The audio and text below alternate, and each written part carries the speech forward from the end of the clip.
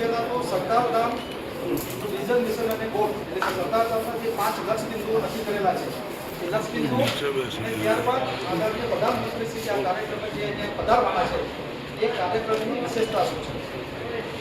મિત્રો, મને જણાવતા આનંદ થાય છે કે 2016ની અંદર સરદારધામ દ્વારા કેન્સવિલે અમદાવાદની બાજુમાં 3 દિવસની એક ચિંતન શિબિરનું આયોજન કરવામાં આવ્યું હતું. એ ચિંતન શિબિરની અંદર પાટીદાર સમાજના તમામ ક્ષેત્રના અગ્રણીઓ ઉપસ્થિત થઈને આગામી 10 વર્ષની અંદર સરદારધામ પાટીદાર સમાજ માટે, પાટીદાર સમાજના યુવાનો માટે શું શું કાર્યવાહી કરી શકે, તો શું કરવું જોઈએ એનો આખો એક રોડમેપ તૈયાર કરવામાં આવ્યો.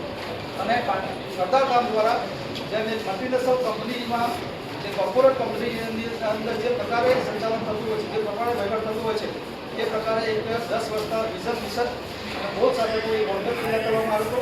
અને એની અંદર 5 લક્ષ બિંદુ નક્કી કરવામાં આવ્યા હતા.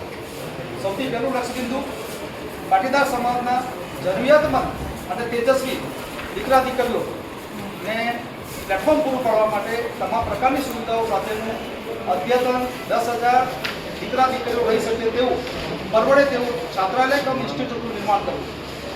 મિત્રો, હું જરૂરિયાતમંદ અને તેજસ્વી એટલા માટે કહું છું કે પાટીદાર સમાજની અંદર હાલ પણ એવા કેટલાય પરિવારો છે, એવા કેટલાય તેજસ્વી વિદ્યાર્થીઓ છે કે જે લોકોને એક ઇન્ટરનલ ફાયર છે, એક આગ છે, એમને કંઈક કરવું છે, જીવનમાં કંઈક આગળ વધવું છે, શ્રેષ્ઠ કામગીરીને પોતાની કાબિલિયત પુરવાર કરવી છે, પરંતુ એમને નાણાકીય અભાવના કારણે અથવા તો પ્લેટફોર્મ નહીં હોવાના કારણે અથવા તો સમજ નહીં અથવા તો સૂઝ નહીં હોવાના કારણે, દિશા નહીં હોવાના કારણે એ ક્યાંક ને ક્યાંક એમનો વિકાસ અટકી જતો હોય છે, એમને કારકિર્દી રોડાઈ જતી હોય છે, એમને જીવનમાં અંધકાર આવી જતો હોય છે. તો પાટીદાર સમાજના આ સરદારધામ દ્વારા આવા દીકરા દીકરીઓને પ્લેટફોર્મ પૂરું પાડવા માટેનું આખું સમગ્ર આયોજન કરેલું છે. તે અંતર્ગત મને જણાવતા આનંદ થાય છે કે અમદાવાદની અંદર ફેઝ 1ની અંદર કે જેનું લોકાર્પણ આસનીય પ્રધાનમંત્રી શ્રી નરેન્દ્રભાઈ મોદી સાહેબ દ્વારા વર્ચ્યુઅલ કરવામાં આવ્યું હતું. ત્યાં હાલ અત્યારે 2000 દીકરાઓ ત્યાં રહે છે. ત્યાં આગળ પણ 2000 દીકરાઓ માટેની તમામ સુવિધાઓ અમારા જે ભવનો બધા જે બની રહ્યા છે એ ભવનની અંદર અમારી એક જેને કહેવાય કે કેટલીક સુવિધાઓ અમે ફિક્સ કરેલી છે. ત્યાં આગળ રહેવા માટેની ઉત્તમ સુવિધા, દીકરા દીકરીઓને જમવા માટેનું પૌષ્ટિક આહાર મળે તે પ્રકારની રસોડાની અને ડાઇનિંગ હોલની વ્યવસ્થા, વિદ્યાર્થીઓ ત્યાં રહીને સારી રીતે અભ્યાસ કરી શકે અને અત્યારના ટેકનોલોજીના જમાનામાં એ લોકોને દુનિયા સાથે હરીફાઈ કરી શકે તે માટે ઈ લાઇબ્રેરીની વ્યવસ્થા.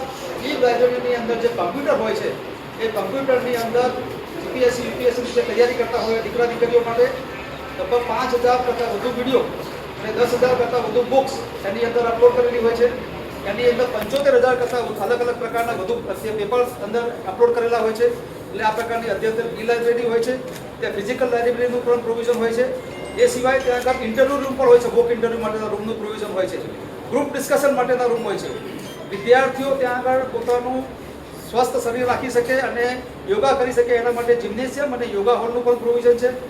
દીકરા દીકરીઓને દર મહિને મોટિવેટ કરવા માટે અને એ લોકો જીવનમાં ખૂબ આગળ વધી શકે એના માટે મોટિવેશન પ્રોગ્રામ રાખવા માટેના હોલનું પણ પ્રોવિઝન હોય છે. અને બીજી અનેક સુવિધાઓ કે જે દીકરા દીકરીઓના સર્વાંગી વિકાસ માટેની ત્યાં આગળ પ્રોવિઝન હોય છે, જેની અંદર જીપીબીઓ માટેના હોલનું પ્રોવિઝન હોય છે, global Patidar business organisation.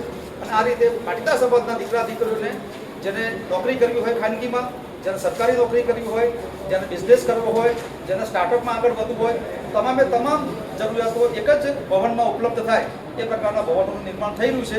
Ahmedabad ખાતે મેં કીધું એ પ્રમાણે 2000 દીકરા માટેનું ફેઝ 1નું ભવન, એની પાછળ અડીને જેનું ભૂમિપૂજન આદરણીય પ્રધાનમંત્રીશ્રીએ કર્યું હતું. ફેઝ 2 દીકરીઓ માટેનું કન્યા છાત્રાલય કમ ઇન્સ્ટિટ્યૂટ, જેમાં 3000 દીકરીઓ અત્યારે ત્યાં રહે છે, જેનું લોકાર્પણ વર્ચ્યુઅલી આદરણીય કેન્દ્રના ગૃહ અને સહકારિતા મંત્રી આદરણીય અમિતજી શાહ સાહેબે કર્યું હતું.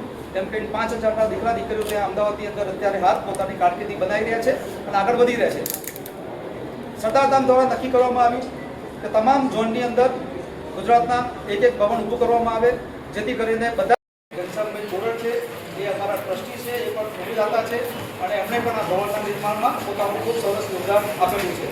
રમેશભાઈ નિર્માણી છે અમારા માનનીય મંત્રીશ્રી છે.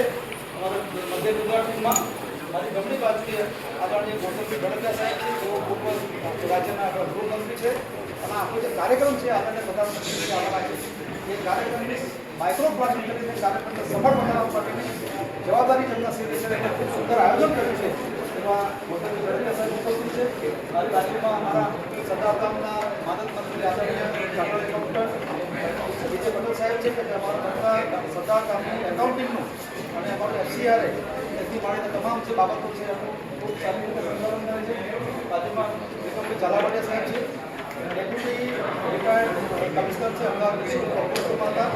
અમારા ત્યાં આગળ સીમાભાઈ કામ કરે છે, સિવિલ સર્વિસ સેક્ટર જે ચાલે છે ત્યાં સરદાર ગામની અંદર એના એ માર્ગદર્શક છે. મીના સાહેબની સાથે રહીને ખૂબ સારા પરિણામો એમના મળી રહ્યા છે. એમાં નવા દાતા અમારા મિત્રો તૈયાર થાય છે. પાછળવાળી આખી મધ્ય ગુજરાતની ટીમ બેઠેલી છે. જોડે ચાલવાથી બધા ખૂબ મોટા લગાવવાના દાતાઓ છે. બધા મોટી દાતા આપણા સિવિલ સર્વિસ સેક્ટર નામકરણ થયું એના દાતા બહુ પરિવાર પણ ઉપસ્થિત છે.